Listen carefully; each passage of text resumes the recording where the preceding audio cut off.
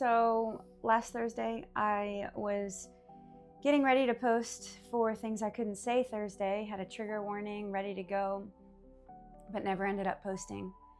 And honestly, it just led to a lot of feelings. I guess it's just hard. Even now, I don't have words for it.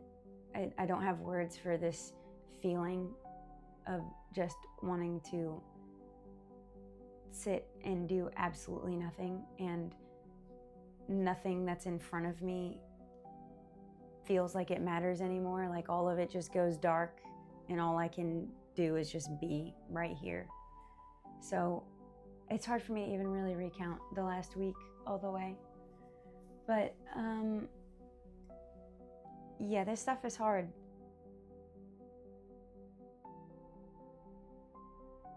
That feeling of being paralyzed, of just not wanting to move, not wanting to do anything at all, and just issues with sleeping. I guess just bringing the past into the present moment and thinking about it and writing it down on flashcards and being ready to share it.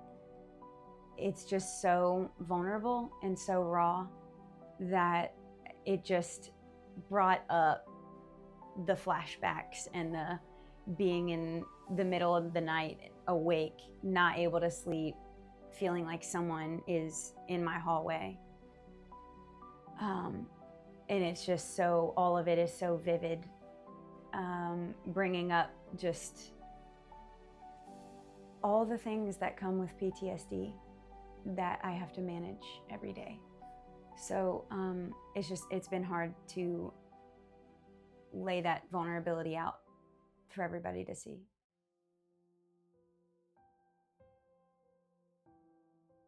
Yeah, so me being ready to share these flashcards and making the video and being ready to share it, what that has led to has been my panic attacks have returned. Haven't had those in months, but now I'm having to deal with that again, of the freezing and hyperventilating and falling on the ground, and I can't move when that happens, and I can't just get out of it, and I can't just get out of it by a different thought. Like once it's there, my body's just doing it and taking over. And I was at church on Sunday, and I'm just sitting there, and something activated me. I'm knowing, okay, I don't feel right. I gotta get out of here. And so I get out, and I get outside, and I get to a place where I can try to feel things, and I'm feeling different textures, but I can't feel, and I'm looking around, but I can't see, so I can't see and I can't feel, and then I can't breathe, and all of it is just, I can't get out of that. I'm stuck.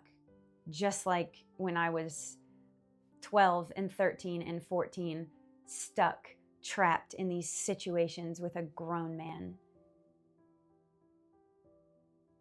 And I'm just, it's leading to, the sleepless nights, my brain making it up that someone is in my hallway in the middle of the night. And it feels so vivid that it's as if I saw it, but no one's there, but I can't fix that part of my brain that's just overactivated and stuck there.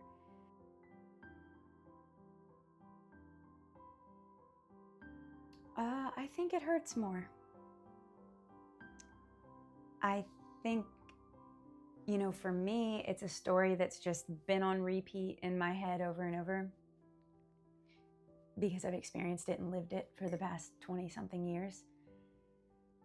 And to tell it, to share it, to know that someone might actually be listening and care, it makes it more real.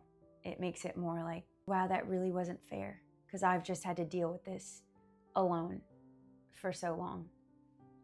So yeah, that feeling of possibly someone caring now is a really good feeling, but also a really heavy feeling of let me just go back and hide and go back to where I came from. Like, I don't know if I'm really ready to be heard.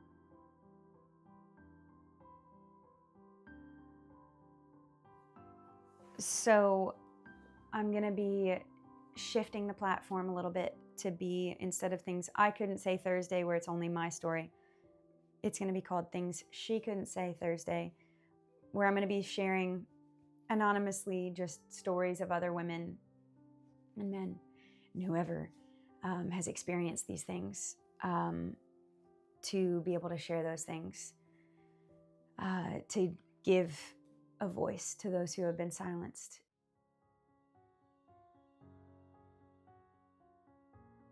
Yeah, all of this has just made me feel ready to get in the studio, like frustrated that I still deal with these things, that even though I've done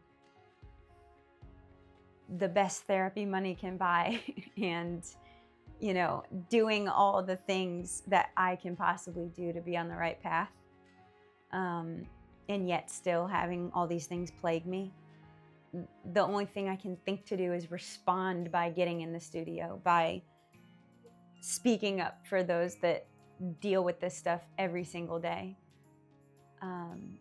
when it wasn't their fault. So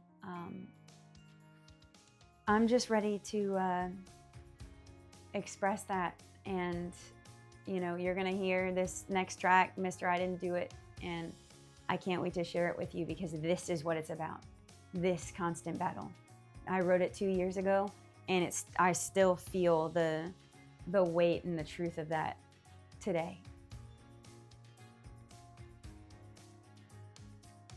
I just feel like I need support, and, you know, knowing that I'm not alone in this, and knowing that I'm going into the studio alone tomorrow. But I know that I'm really just giving a voice to what so many other people experience on a regular basis, of being silenced and not having their voice heard. I'm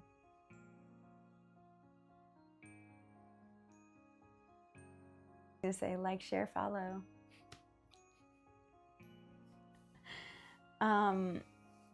Comment, like, tell me something. Like, tell me that parts of your story, things that you've been through, like, it just seems like it's so far away right now to be at a place where I'm receiving, you know, messages of someone expressing what's happened in their life and how they relate. And maybe I'm just wanting to jump forward in time to those moments, but I know it'll come with time. But it's hard that I have to put out the vulnerability first, and I'm willing and I'm ready. But yeah, I'd love to know that I'm not alone.